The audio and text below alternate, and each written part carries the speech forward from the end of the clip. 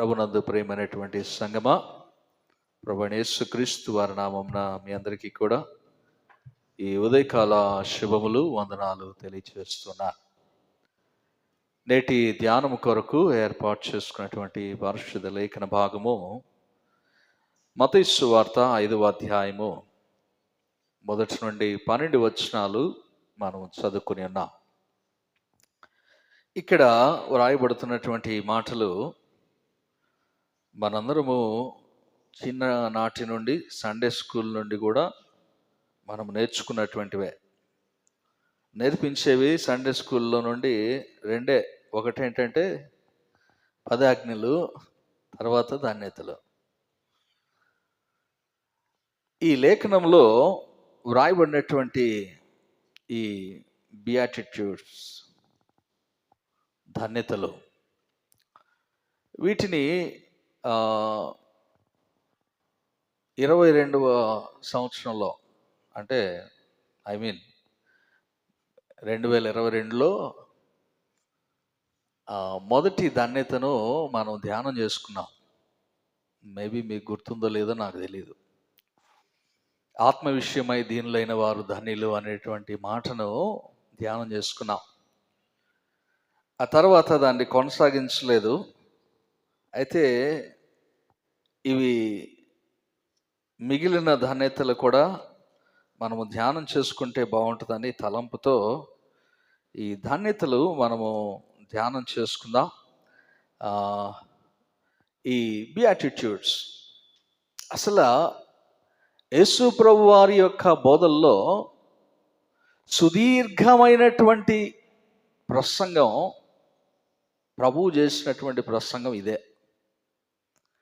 5వ అధ్యాయము ఆరంభం నుండి 7వ అధ్యాయము ముగింపు వరకు ఉంటుంది. మత్తయి సువార్త 5వ అధ్యాయము ఆరంభం నుండి 7వ అధ్యాయం ముగింపు వరకు కొండ మీద ప్రసంగము, సెర్మన్ ఆన్ మౌంటైన్. ఈ ప్రసంగాన్ని మనం చూస్తాం. ఇందులో ఆరంభంలోనే ప్రభు ఆయన మనకు బయలుపరుస్తున్నటువంటి మాటలు ఇక్కడ మనం చదువుకున్నటువంటి లేఖనము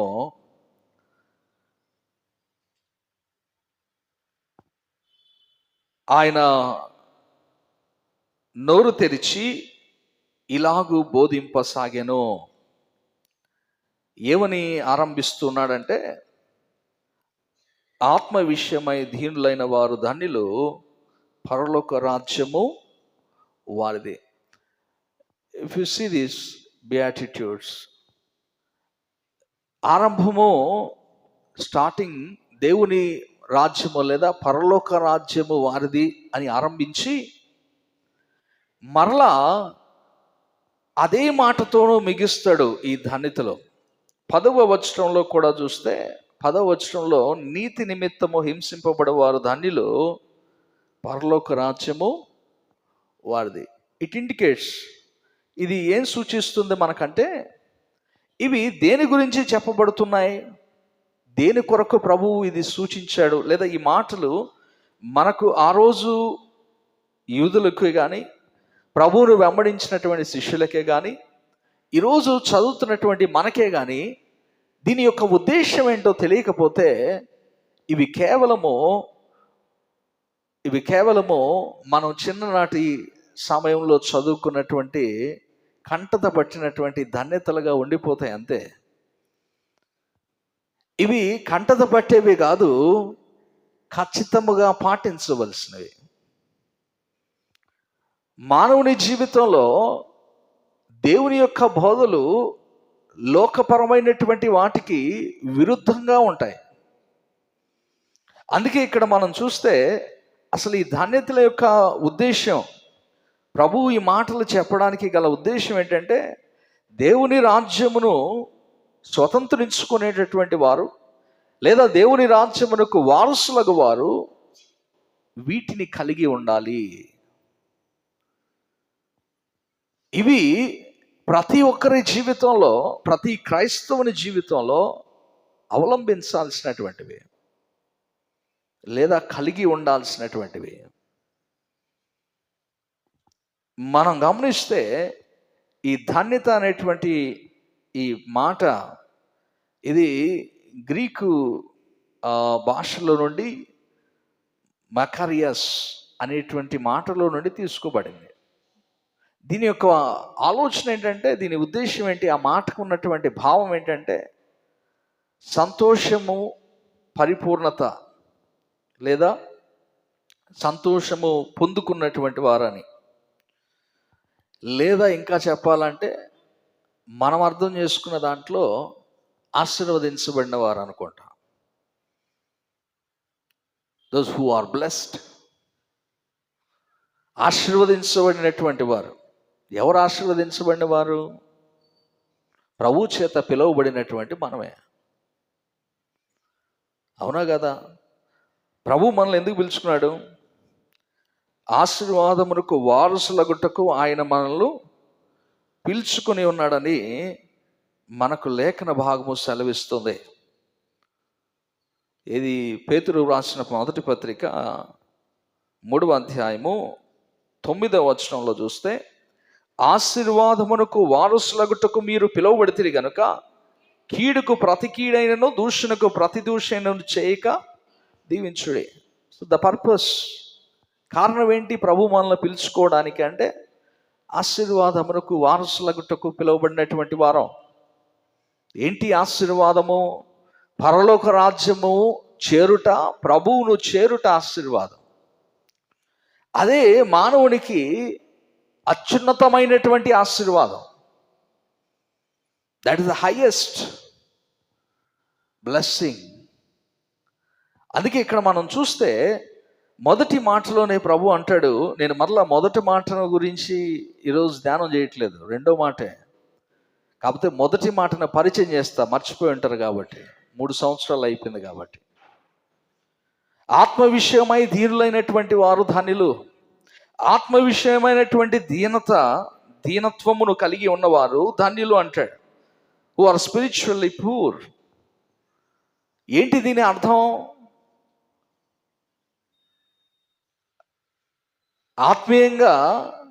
ఆత్మీయంగా భేదవాడైనటువంటి వాడు ధన్యుడు ఎలా అవుతాడు? ఆత్మీయంగా ఐశ్వర్యవంతుడైన వాడు కదా ధన్యుడు. అదే కదా మన భావము. ఇక్కడ భావము ప్రభువు చెప్తున్నది ఏంటంటే ఆత్మ విషయమైనటువంటి దీనత్వం, అనగా a spiritual realization in his personal experiences. Charles Spurgeon ఒక మాట అంటాడు. చార్ల్స్ స్పర్జన్ అంటాడు, not what I have but what I have not in the first point of contact between my soul and God. దేవునికి నాకు మధ్య ఏమున్నది కాదు, దేవునికి నాకు మధ్య ఏమి లేదో తెలియాలి మొదట. నాకు దేవునికి మధ్య దూరము పెరగడానికి కారణం ఏంటో తెలియాలి మొదట. I need to know first of all what is the spiritual bond with God, what I have. నాకు దేవునితో ఉన్నటువంటి అనుబంధం ఏంటి అనేది తెలియకపోతే ఎలా పరలోక రాజ్యము వారు తగ్గుతుంది? అందుకే అంటాడు, ఆత్మ విషయమైనటువంటి దీనత్వం అంటే a spiritual poverty or spiritually poor, but one who realizes and confess with the God, he is not any more poor. He will be blessed with the everlasting life. ప్రభు ఇక్కడ మనకు అదే జ్ఞాపకం చేస్తున్నాడు. రెండున్నాయి ఇప్పుడు. స్పిరిచువల్ పూర్ వేరు, spiritually blind వేరు. ఆత్మీయ గుడ్డితనం వేరు, ఆత్మీయ పేదరికం వేరు. ఇక్కడ దాని ఉద్దేశంలో గుడ్డివాడు, he never realized that he was weak and his spiritual life is poor. He never realized it. వాడు అప్పటికీ తెలుసుకోలేడు. మనము గతంలో సంఘాలు ధ్యానం చేసుకున్నప్పుడు లవదొకియ సంఘాన్ని గురించి ధ్యానం చేసుకున్నాం. లవదొకియ సంఘం ఎలా ఉండింది, ఏమనుకుంటుంది? లవదొకియ సంఘము ప్రకటన గ్రంథం 3వ అధ్యాయంలోనికి వెళ్తే 3వ అధ్యాయము 14వ వచనం నుండి 21వ వచనం వరకు ఆ సంఘాన్ని గురించి మనం ధ్యానం చేశాం. అది ఎలా ఏమనుకుంటుంది? నేను బాగున్నాను కదా, అదేనా? నువ్వు చల్లగానైనా లేవు, వెచ్చగానైనా లేవు. కారణం ఏంటంటే నువ్వు దౌర్భాగ్యుడు, దిక్కుమాలిన వాడవు, దరిద్రుడవు. 17వ వచనం అంటాడు, గుడ్డివాడవును దిగంబరుడునై ఉన్నావని ఎరుగక నేను ధనవంతుడను, ధనవృద్ధి చేసుకుని ఉన్నాను, నాకేమీ కొదువు లేదని చెప్పుకొనుచున్నావు. నువ్వు దీనుడువు, దరిద్రుడవు, దిగంబరివై ఉంటే నీవు అనుకుంటున్నావు నేను ధనవంతుడను, నేను గొప్పవాడు. అంటే what it is? It is a spiritual blindness. వారు తమ స్థితిని తాము ఎరగక ఉన్నటువంటి వారు. ప్రియమైనటువంటి సంగమా, ఆత్మీయమైనటువంటి స్థితిలో భేదలైనటువంటి స్థితి ఉంటే పర్లేదు, కానీ గుడ్డితనం ఉండకూడదు. ప్రభువుకు ఇష్టమైనటువంటిది ఏంటంటే విరిగి నలిగినటువంటి హృదయము ఆయనకి ఇష్టమైనటువంటి బలి. ప్రభువు ఎవరిని దృష్టిస్తాడు? యెషయా గ్రంథము 66వ అధ్యాయంలో 66వ అధ్యాయము 2వ వచనము, ఆ మొదటి 3 వచనాల్లో మనం చూస్తే,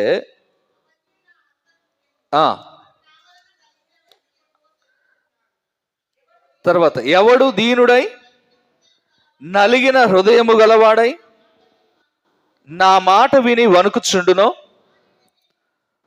వారిని నేను దృష్టించున్నాను. దేవుడు ఎవరిని చూస్తాడు? ఎవడు దీనుడై నలిగిన హృదయము గలవాడై ఉంటాడో వాడినే దేవుడు చూస్తాడు. ఇప్పుడు నేను గొప్పవాడను, నేను ఉన్నతంగా ఉన్నవాడను అంటే దేవుడు చూడడు. ఆత్మ విషయంలో in our spiritual life we need to realise that what type of bond we have with God. దేవునితో మనకున్నటువంటి సంబంధము ఎలా ఉన్నదో తెలుసుకోవాలి. Are we bond with the God? Are we in bondage with the world? లోకముతో బానిస బ్రతుకులో ఉన్నావా, లేదా దేవునితో సంబంధాన్ని కలిగి ఉన్నావా? ఈ రెండు తెలియాలి. ఆ తెలియాలి అంటే ఆత్మ విషయమైనటువంటి దీనమైనటువంటి స్థితి, ప్రభు సన్నిధిలో, ప్రభు ఎదుట నువ్వు కనపరుచుకోగలిగినటువంటి స్థితి నీకుండాలి. ఈ రెండు మాటలు, రెండు ధన్యతలు కూడా it was interlinked with one another. ఒకదానితో మరొకటి సంబంధాన్ని కలిగి ఉన్నటువంటి మాటలు ఇవి. అందుకే 2వ మాటలో మనం చూస్తే, దుఃఖపడు వారు ధన్యులు, వారు ఓదార్చబడరు. హౌ ఇట్ ఈస్ గుడ్ చెప్పండి, హౌ దే ఆర్ బ్లెస్డ్. ఇప్పుడు దుఃఖపడేవాడు ధన్యుడు ఎలా అవుతాడు? ఈ లోకపరంగా మనం చూస్తే దుఃఖము ఆశీర్వాదకరమైందా? దుఃఖము సంతోషాన్ని ఇచ్చేదా? ఇహలోక సంబంధమైనటువంటి రీతిలో దుఃఖము, లోకరీత్యా దుఃఖం అనేది పొందుకోవడానికి, లేకపోతే వాడు ఆ దుఃఖపడడానికి ఎవడు ఇష్టపడ్డావు? నోబడి. సంతోషపడడానికి ఇష్టపడతారు కానీ దుఃఖపడడానికి ఎవరు ఇష్టపడరు.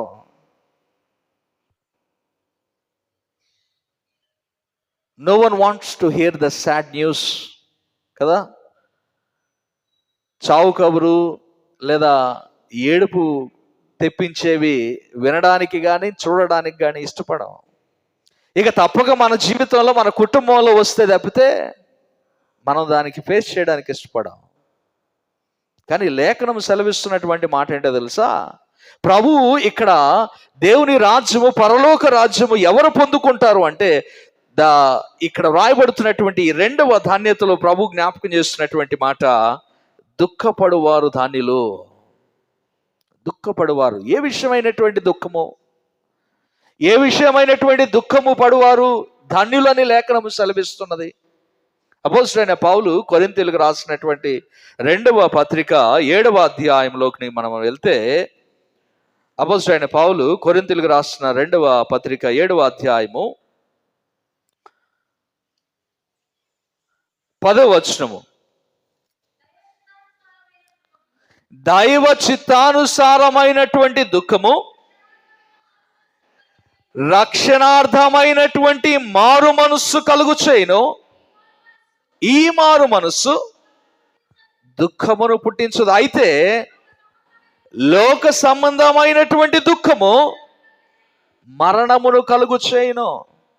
ప్రేమైనటువంటి వారలారా, దైవ చిత్తానుసారమైనటువంటి దుఃఖము మానవుణ్ణి ఏం చేస్తుందట? రక్షణార్థమైనటువంటి మారు మనస్సును కలుగు చేస్తుంది. దుఃఖము దేని విషయంలో దుఃఖపడమంటున్నాడు? దేని విషయమైనటువంటి దుఃఖము మనకు ఆశీర్వాదకరం అంటే, నీ వ్యక్తిగతమైనటువంటి జీవితంలో, నీ ఆత్మీయమైనటువంటి జీవితంలో దేవునికి దూరమైనటువంటి సందర్భాన్ని, లేదా దేవునికి దూరమై ఉన్నావని నీవు గ్రహించి ప్రభు దగ్గర దుఃఖపడతావే, అది the repentance. It will give salvation to your life. ఆ దుఃఖము మనకు రక్షణార్థమైనటువంటి మారు మనస్సును కలుగు చేస్తుంది. ప్రభు సన్నిధిలో దుఃఖపడడం అంటే అదే. అన్న ప్రార్థన చేస్తుంది. ఎలా ప్రార్థన చేస్తుంది? బయటకు ప్రార్థన చేయట్లేదు, లోపల దుఃఖముతో కుమిలిపోతూ ములుగుతూ ప్రార్థన చేస్తుంది. ప్రభు సన్నిధికి ఆ ప్రార్థన వినపడింది. ప్రేమైనటువంటి వారలారా, మనం చేసేటటువంటి ప్రార్థనల గురించి నేను మాట్లాడట్లేదు, కానీ మన ఆత్మీయ జీవితంలో ప్రభు సన్నిధిలో నిన్ను నీవు దుఃఖానికి అప్పగించుకోవడానికి ఇష్టపడతావా? అంటే ప్రభు సన్నిధిలో do you realise that you are a sinner? ప్రభు సన్నిధిలో నీవు పాపి అని గుర్తించగలుగుతావా? పేతురు మొట్టమొదటిసారి శిష్యులతో కూడా ప్రభు వెళ్ళి చేపలు విస్తారంగా పడినప్పుడు, వారి పడవల నిండా చేపలతో నింపబడినప్పుడు, పేతురు ఆ విస్తారమైన చేపలను చూసి ప్రభు పాదముల మీద పడి సాగిలపడి ఏమంటాడు? ప్రభువా, నన్ను విడిచిపో, నువ్వు నాతో ఉండుటకు నేను సరిపోను, నువ్వు నాతో ఉండుటకు నేను ఏ పాటివాడు, నన్ను విడిచిపో. Do we realise that? ప్రభు సన్నిధిలో ప్రభు దగ్గరకు వస్తున్నప్పుడు ప్రభు ఎదుట మన ఆత్మీయ జీవితము మనకు కనబడుతుందా? కీర్తనకారుడు అంటాడు, కీర్తనకారుడు 90వ కీర్తన, ఈ మాట మనకు ఎప్పుడు చదువుకుంటాం కానీ దాన్ని ఎక్కువగా ఆలోచన చేయం. 90వ కీర్తన 8వ వచనం, మా దోషములను నీవు నీ ఎదుట ఉంచుకొని ఉన్నావు, నీ ముఖ కాంతిలో మా రహస్య పాపములు కనబడుతున్నాయి. ప్రభు యొక్క ముఖ కాంతిని చూస్తే కదా మన రహస్య పాపాలు కనపడేది. ప్రభు సన్నిధికి వచ్చి వెళ్ళిపోతే సరిపోదు. ప్రభు సన్నిధికి వచ్చినప్పుడు ప్రభు యొక్క ముఖ కాంతిలో నీ పాపములు నీవు చూసుకోగలిగి ఉండాలి. నువ్వు చూడగలిగిన వాడవైతే, if you are not blind, if you are not deaf, నువ్వు చెవిటివాడువో మూగవాడువో గుడ్డివాడువో కాకపోతే, దేవుని సన్నిధికి వచ్చినప్పుడు ప్రభు సన్నిధిలో ప్రభు యొక్క లేఖనాలు నీవు వింటున్నప్పుడు, చదువుతున్నప్పుడు, you need to realise that I am a sinner. నువ్వు పాపి అని గ్రహించకపోతే, పాపము చేసిన వాడవని గుర్తించకపోతే, ప్రభు సన్నిధిలో ఎలా నీవు రిపెంట్ అవ్వగలుగుతావు? క్షమాపణ ఎలా పొందుకోగలుగుతావు? పశ్చాత్తాపం ఎలా కలుగుతుంది? ఎలా దుఃఖం కలుగుతుంది? ఇక్కడ మాట్లాడుతున్నటువంటి దుఃఖం అదే. ప్రభువుకు కావాల్సింది everyone must realise that what they are, who you are. ఒకవేళ మనల్ని మనం అనుకుంటే హూ వి ఆర్. నా రహస్య పాపలు నీ ముఖ కాంతిలో నాకు కనబడుతుంటే, ప్రభువా నీ ఎదుట నా దోషములన్నీ నీవు ఉంచుకొని ఉంటే, వాటిని నేను చూస్తూ ఉంటే కూడా ఇంకా నాకు నవ్వు వస్తుందా? ఇంకా నాకు సంతోషం వస్తుందా? చెప్పండి. మనకు కనపడట్లేదు కాబట్టి మనము ప్రభు సన్నిధిలో దైవ చిత్తానుసారమైనటువంటి దుఃఖాన్ని పొందుకోలేకపోతున్నాం. అది ఒక్కసారి కలిగితే మారు మనసు, రక్షణార్థమైనటువంటి మారు మనసు కలుగుద్ది. ఇక్కడ మనం ఆ పాయింట్ నోట్ చేసుకోవట్లా. నేను మారు మనసు పొందుకున్నవాడనే కదా, నేను మారు మనసు పొంది రక్షణ పొందుకున్నవాడనే కదా. రైట్, నువ్వు మారు మనసు పొంది రక్షణ పొందుకున్నవాడవే. అయితే ఆ తర్వాత నువ్వు మరలా పాపం చేయలేదా? గుండె మీద చేసుకుని ఒక్కళ్ళు చెప్పండి చూద్దాం. నేను మరలా పాపం అనేది చేయలేదు పాస్టర్ గారు. రక్షణ పొందిన తర్వాత, మారు మనసు పొందిన తర్వాత, బాప్టిజం తీసుకున్న తర్వాత నేను మరలా పాపం జోలికే నేను వెళ్ళలేదు. నా నోట ఒక్క అబద్ధమైనను రాలేదు. చెప్పండి చూద్దాం. ఎందుకు చెప్పలేము? బికాస్ మనము సహజ పాపులం. ఇంకా చెప్పాలంటే ఈరోజు పాపమును క్షమించమని మరునాడే మరుక్షణంలోనే పాపము చేసేటటువంటి గుణం ఉండిపోయింది మనలో. ప్రభువుకు కావాల్సిందే దుఃఖపడేటటువంటి వారు, దైవ చిత్తానుసారమైనటువంటి స్థితిలో ప్రభు ఎదుట తమ పాపములు తమను ప్రభు ముఖకాంతిలో చూసుకోవాల్సిన వారు ప్రభువుకు కావాలి. ప్రభు యొక్క బోధల్లో, ఈ ధన్యతల్లో ప్రభు సూచిస్తున్నది, మనకు వ్రాస్తున్నటువంటి, మనకు బయలుపరుస్తున్నటువంటి మాటలు అవే. ఈ మాటలు ప్రభు తను రాకమునుపే ప్రవచన రూపములో రాయబడినటువంటి మాటల నెరవేర్పులోనే ప్రభు ఈ మాటలు మాట్లాడాడు. యెషయా గ్రంథము 61వ అధ్యాయం మొదటి 3 వచనాల్లో మనం చూస్తే, యెషయా గ్రంథం 61వ అధ్యాయం 2-3 వచనాలు చూద్దాం. యెహోవా హితవస్త్రమును మన దేవుని ప్రతిదండన దినమును ప్రకటించుటకును, దుఃఖాక్రాంతులందరినీ ఓదార్చుటకును, సియోనులో దుఃఖించు వారికి ఉల్లాస వస్త్రమును ధరింపచేయుటకును, బూడిదకు ప్రతిగా భూదండనను, దుఃఖమునకు ప్రతిగా ఆనంద తైలమును, భారభరితమైన ఆత్మకు ప్రతిగా స్తుతి వస్త్రమును వారికిచ్చుటకు ఆయన నన్ను పంపి ఉన్నాడు. ఇదే లేఖనాన్ని నజరేతులో సమాజ మందిరములో ప్రభువు తీసుకుని చదివినటువంటి లేఖనం ఇదే. ఇది చదివిన తర్వాత ప్రభు అన్నాడు, ఇది నేడు మీ వినికిడిలో నెరవేరి ఉన్నది అన్నాడు. ఆ మాటలు నచ్చలేదు. ప్రభువును కొండ నుండి త్రోసివేయడానికి ప్రభువును తీసుకుని బయటికి వెళ్ళారు. ప్రియమైనటువంటి వారులారా, ఇక్కడ మనం చూడాల్సింది ప్రభు యొక్క ఉద్దేశం, ప్రభు వచ్చినటువంటి ఉద్దేశం. దుఃఖము ఏంటి? ఆ దుఃఖము పాప సంబంధమైనటువంటి దుఃఖము. పాపము ద్వారా, పాపము నుండి పశ్చాత్తాపములోనికి నీవు పొందుకోవడానికి, పశ్చాత్తాపమును పొందుకొని ప్రభు ఎదుట క్షమాపణ పొందుకోవడానికి రావాల్సినటువంటి దుఃఖము. ఆ దుఃఖాన్ని గురించి మాట్లాడుతున్నాడు ఇక్కడ. వారు ఓదార్చబడుదురు అంటాడు. మనం ఈ వాక్యాన్ని అన్నిటికీ రిలేట్ చేసేసుకుంటాం. దుఃఖపడేవారు ఓదార్చబడతారండి. నువ్వు ఏ విషయంలో దుఃఖపడినా అన్నిటికీ దాన్ని ఆపాదించేసుకుంటాం. But the content is different. ఇక్కడ సందర్భం వేరు. ప్రభువు పరలోక రాజ్యమును స్వతంత్రించుకున్న వారి గురించి మాట్లాడుతున్నాడు.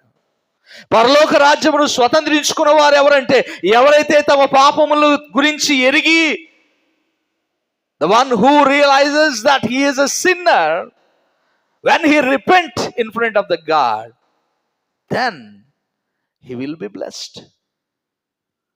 ఆ వ్యక్తి ఆశీర్వదించబడిన వాడని లేఖనము సెలవిస్తుంది. ఆ వ్యక్తి ఓదార్చబడతాడని లేఖనము సెలవిస్తున్నది. ప్రియమైనటువంటి వారలారా, మనందరం ప్రభువును ఎరిగి మారు మనస్సు పొంది బాప్టిజం తీసుకున్న వారమే. కానీ ఒక ప్రశ్న నాకు వస్తుంది, do you ever cried for that? ఎప్పుడైనా ఏడ్చావా? నీ పాపాలు గుర్తు చేసుకుని ఏడ్చావా? ఎప్పుడైనా గుర్తొచ్చాయా? ఎప్పుడైనా డూ యు సీ? మన పాపాలు ప్రభు వాక్యములో, ప్రభు ఎదుట, ప్రభు యొక్క బోధల్లో, ఆయన ముఖ కాంతిలో మన రహస్య పాపాలు కనబడ్డాయా? బాహ్య పాపాలన్నా కనపడ్డాయా? కనీసం రహస్య పాపాల సంగతి పక్కన పెట్టు.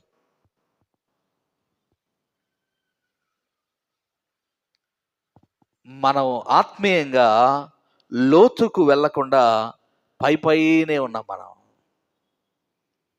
పైనే ఉన్నాం. లోతుకు వెళ్ళాలి.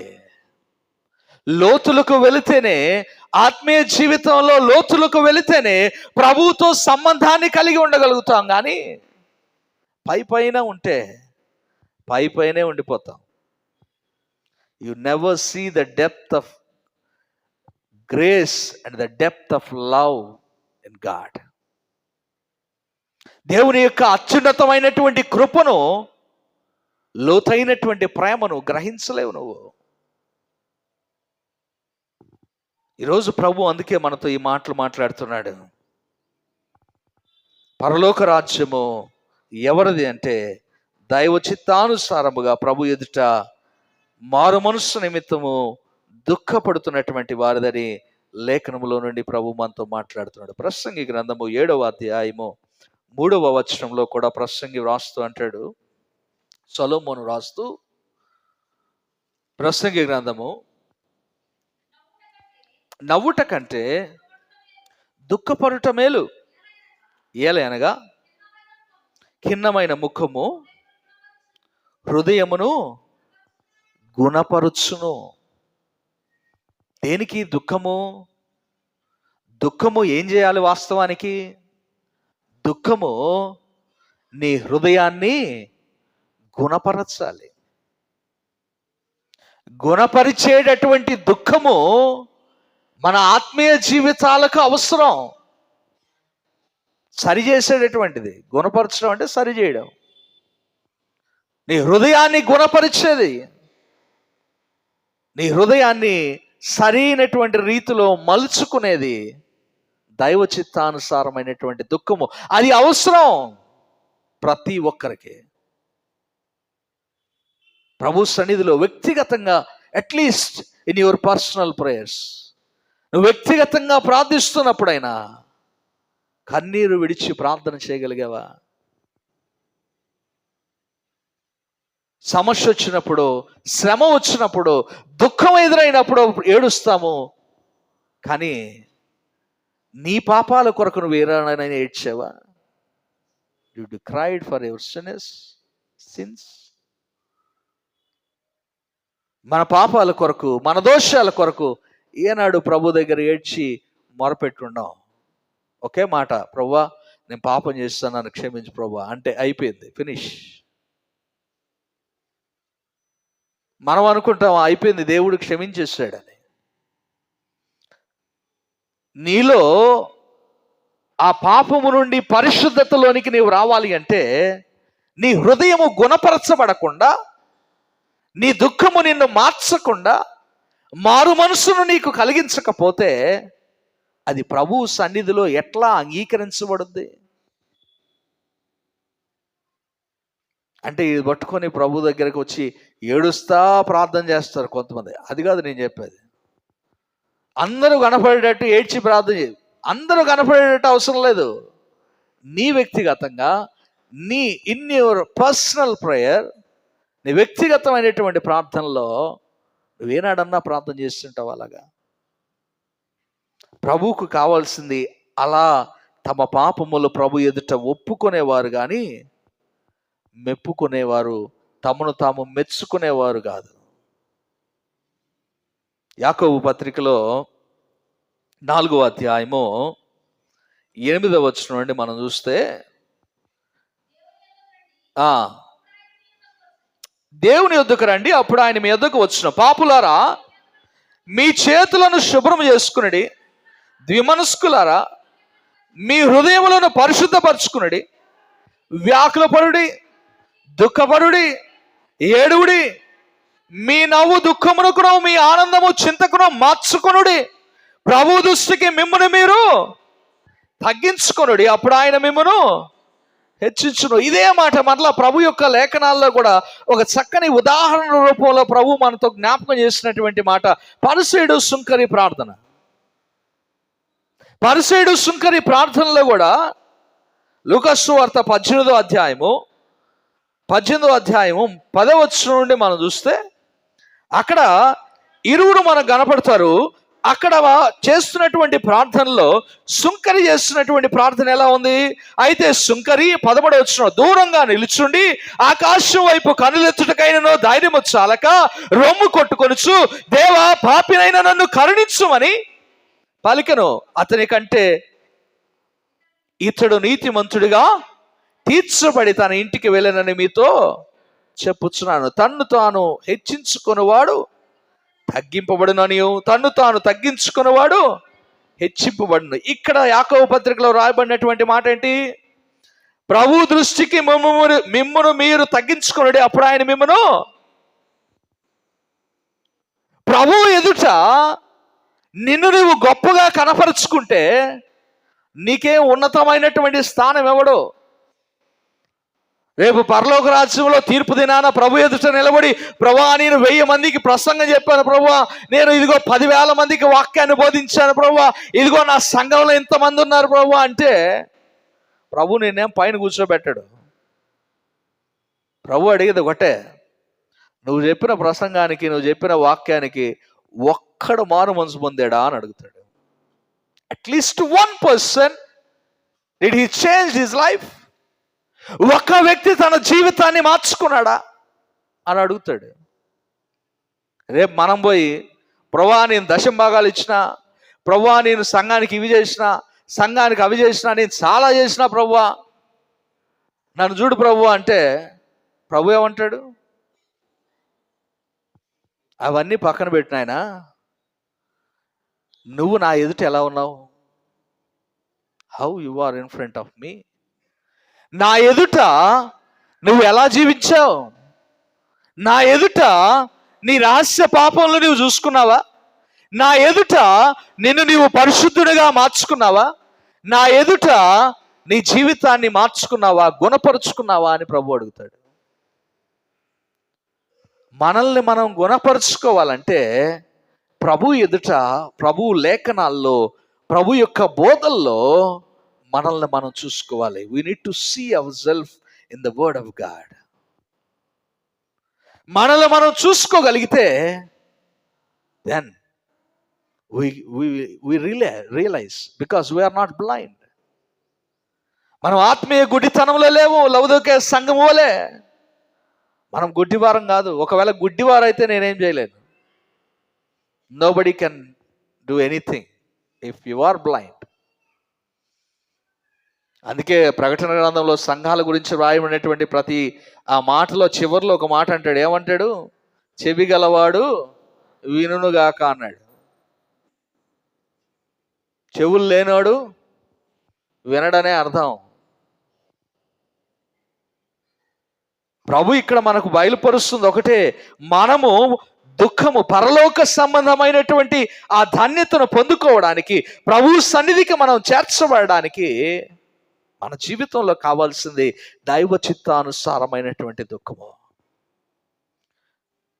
We need to repent in front of God. అందుకే యాకోబు పత్రికలో చదువుకున్నటువంటి లేఖన భాగంలో అక్కడ జ్ఞాపకం చేయబడుతున్నటువంటి మాట 8వ వచనం నుండి మనం చదివాం. ఏమంటాడు? మొట్టమొదట నువ్వు చేయాల్సినటువంటి పని ఏంటి? దేవుని యొద్దకు రండి. First you come to God. నువ్వు ప్రభు దగ్గరికి రా, అప్పుడు ఆయన మీ యొద్దకు వచ్చును. మీ పాపులరా మీ చేతులను శుభ్రం చేసుకోండి. మీరు శుభ్రం చేసుకోండి, మీ పాపాలను మీరు శుభ్రం చేసుకోండి. శుభ్రం చేసుకున్న తర్వాత ద్విమనస్కులారా, అనగా 2 మనస్సులు 2 ఆలోచనలు కలిగినటువంటి వారలారా, మీ హృదయములను పరిశుద్ధపరచుకునడి. రెండు మనస్సులు, రెండు హృదయాలు, రెండు పడవల మీద ప్రయాణం. ఇటు ఆత్మీయంగా ప్రభు దగ్గర ప్రభుతో ప్రయాణం, లోకంలోకి వెళ్తే లోకముతో ప్రయాణం. Is it possible? సాధ్యమా? It is impossible. ఎవరు రెండు పడవల మీద ప్రయాణాన్ని చేయలేరు. ఇద్దరు యజమానులకు ఎవరు దాసుడై ఉండలేడు, ఒక్కరికే. అయితే అలా ఉండాలి లేదా ఇలా ఉండాలి. లౌదోకియ సంఘాన్ని గురించి ఏమంటాడు? నువ్వు చల్లగానైనా లేవు, వెచ్చగానైనా నువ్వు వెచ్చగను. నువ్వు అయితే అటన్నా ఉండాలి, ఇటన్నా ఉండాలా. ద్విమనస్కులు వారే ఏమనుకుంటారు?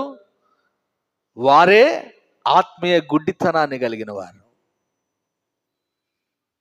మనం ఇంకా అటు ఇటు ఉండడానికి లేదండి, గుర్తుపెట్టుకోండి. ఒకటే, అవర్ వే ఈజ్ వన్. మన మార్గం ఒకటే, మన ప్రభువు ఒక్కడే, మనకు బోధించినటువంటి బోధ ఒకటే, మనకు బాప్టిజం ఒకటే. Everything is one. కనుకనే ప్రభు అంటున్నాడు ఇక్కడ, మనకు ఈ దుఃఖం అవసరం.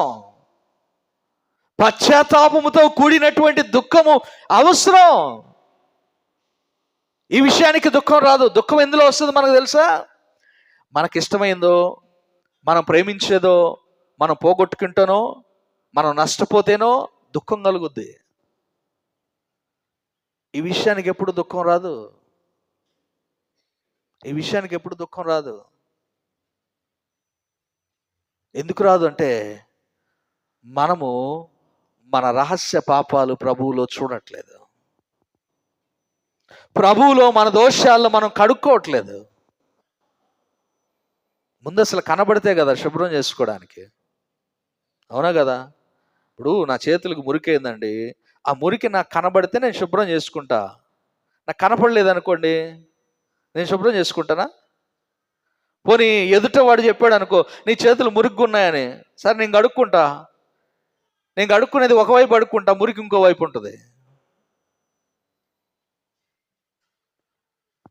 మనకు వ్యక్తిగతంగా మనం ఏమై ఉన్నాం మనకు తెలియకపోతే మనల్ని మనం ఎలా శుభ్రపరచుకోగలుగుతాం? ప్రభు యొక్క లేఖనాల్లో నుండి ఎలా పరిశుద్ధపరచుకోగలుగుతాం? ఇక్కడ అంటాడు, ద్విమనస్కులారా మీ హృదయములను పరిశుద్ధపరచుకునుడి.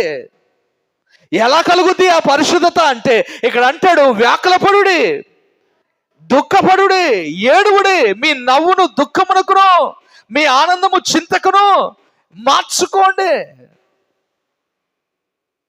ఏం పాస్టర్ గారు, ఎవరైనా నవ్వమని చెప్తారు కానీ మీరేంది ఏడవమని చెప్తున్నారంటే, అవును, ఏడుపు ఇప్పుడే.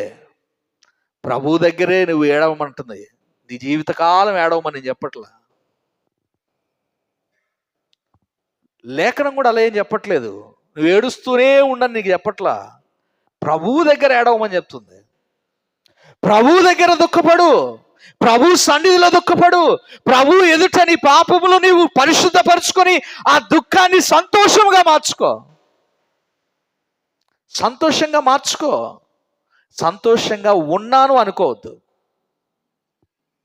ఇక్కడ ప్రాబ్లం ఎక్కడొచ్చిందంటే, మనము సంతోషంగా ఉన్నామని అనుకుంటున్నాం, దుఃఖాన్ని సంతోషంగా మార్చుకోకుండానే.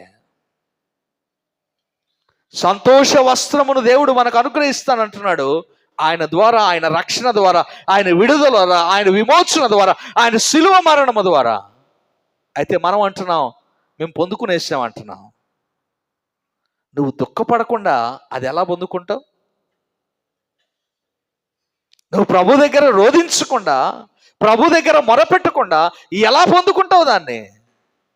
ముందు ప్రభు దగ్గర నువ్వు రావాలి కదా. ప్రభు దగ్గరికి రావాలి, ప్రభు దగ్గర గోజాడాలి, ప్రభు దగ్గర ఏడవాలి. ప్రభు, ఇదిగో నేను పాపిని, దోషిని. శుంకర ఏం ప్రార్థన చేశాడు? సుదీర్ఘమైన ప్రార్థన చేశాడా? ఏం ప్రార్థన చేశాడండి? ఒకే ఒక్క మాట అనా, జస్ట్ వన్ వర్డ్, ఒకే ఒక్క మాట. ఏమన్నాడు? ఆకాశం వైపు కనులెత్తుటకైనను ధైర్యము చాలక రొమ్ము కొట్టుకొనుచు దుఃఖము, రొమ్ము కొట్టుకొనుచు, రియలైజేషన్. ఏమంటున్నాడు? పాపినైనా నన్ను క్షమించు. జస్ట్ వన్ వర్డ్, ఒకే మాట. కానీ ఆ ఒక్క మాట దేవుడు విన్నాడు అంటే దాని అర్థం ఏంటి? ప్రభువు చూసింది ఆయన చేసిన ప్రార్థన కాదు, ప్రభువు చూసింది అతడు పడుతున్నటువంటి వేదన, అతడు పొందుకుంటున్నటువంటి ఆ దుఃఖం. ప్రభు అది చూశాడు. అందుకే ప్రభు వెంటనే అక్కడ ఆ మాటను మనకు జ్ఞాపకం చేస్తున్న చదువుకున్నటువంటి ఆ మాటలు మనం చూసాం. ఆ దుఃఖాన్ని సంతోషంగా ప్రభు మార్చేశాడు. నీతిమంతుడుగా తీర్చబడి ఇంటికి వెళ్ళాడు. ఇక లేదు దుఃఖం, ఇక దుఃఖం లేదు, అతనికి అయిపోయింది. It's finished. ఆ క్షణము, ఆ ఒక్క మాట, ఆ ఒక్క క్షణంలో తన దుఃఖం అంతా ప్రభు తీసేశాడు. సంతోష వస్త్రముతో ధరింపజేసి నీతిమంతుడిగా తీర్చాడు అతన్ని. ప్రియమైనటువంటి సంఘమా, ఈరోజు సంఘము క్రైస్తవ జీవితానికి కావాల్సింది ఇదే. If you want repentance, if you want resurrection, if you want a spiritual bond with God, you need to repent in front of God. దేవుని ఎదుట పశ్చాత్తాపంతో కూడినటువంటి ఆ దుఃఖము నీకు కలిగినప్పుడే ప్రభుతో నీవు సంబంధాన్ని కలిగి ఉండగలుగుతావు. ప్రభు ఈరోజు మనకు అదే గుర్తు చేస్తున్నాడు. మనము ప్రభు లేఖనాలను ఎరిగిన వారమే, ప్రభు యొక్క రక్షణను పొందుకున్న వారమే అయినను మారు మనసు సంబంధమైనటువంటి దుఃఖము మనకు కలగట్లేదు. మన దుఃఖము మారు మనసును కలుగు చేయాలి. మారు మనసు అంటే మారిపోవాలి కదా, అవునా కదా? చేంజ్ అయిపోవాలి కదా. చేంజ్ అయిపోకుండా ఇంకా still the same habits, same ideology, same thinking, ఇంకా నువ్వు ప్రభువులోనికి రాకముందు వచ్చిన తర్వాత అదే అసూయ, అదే కోపము, అదే కుళ్ళు, అదే ద్రోహము, ఇవి అలాగే నీలో పెట్టుకొని ప్రభు దగ్గరకు వచ్చి ప్రభువా నేను మారిపోయానంటే ఎట్లా? ప్రభువా నేను పరిశుద్ధుని ప్రభువా అంటే ఎట్లా? చూడు ప్రభువా నా చేతులకి ఏమి లేదు, నీకు కనపడదు. నీ చేతులకు అంటినటువంటి పాపము నీకు కనపడదు. ఇది కనపడాలంటే ప్రభు యొక్క వాక్యము నీకు నువ్వు చదివితే ఆ వాక్యము నీకు చెప్తుంది నీలో ఉన్నటువంటి పాపము. If you go through deep into the word, then you realise how sinners we are. ఎంత పాపమో మనకు అవి చెప్తాయి. ఈరోజు మనకు కావాల్సింది అదే, దైవ చిత్తానుసారమైనటువంటి దుఃఖము. దుఃఖపడు వారు ధన్యులు, వారు ఓదార్చబడదు. ఎవరు ధన్యులు అంటే దుఃఖపడేవారు. ఏ విషయమైన దుఃఖము? మన విషయమైన దుఃఖము. స్పిరిచువల్ ఆత్మీయమైనటువంటి దుఃఖము. నువ్వు ప్రభు సన్నిధిలో, ప్రభు ఎదుట ఆ దుఃఖాన్ని నువ్వు కలిగి ఉంటే నువ్వు ధన్యుడు. ప్రభు ఎదుట నువ్వు దుఃఖపడకపోతే, దుఃఖపడతాం. ఏ విషయాల్లో దుఃఖపడతాం చెప్పండి? ప్రభు దగ్గరకు వచ్చి దుఃఖపడతాం. మన ఇంట్లో ఎవరైనా చనిపోయినప్పుడు, లేదా మనం ఏదైనా నష్టపోయినప్పుడు, లేదా మనకి ఏదైనా ఇబ్బంది కలిగినప్పుడు, అప్పుడు వచ్చి ప్రభు దగ్గర దుఃఖపడుతుంటాం.